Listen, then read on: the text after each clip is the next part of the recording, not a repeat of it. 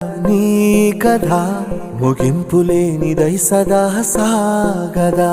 నీ కంటి రెప్పలంచున మనస్సు నిండి పొంగిన ఓ నీటి బిందువే కదా నువ్వెతుకుతున్న సంపద. ఒక్కొక్క జ్ఞాపకానికి 100 ఏళ్ల ఆయువుందిగా, ఇంకెన్ని ముందు వేచనో అవన్నీ వెతుకుతూ పదా. మనుష్యులందు నీ కథ మహర్షిలాగా సాగదా. మనుష్యులందు నీ కథ మహర్షిలాగా సాగదా.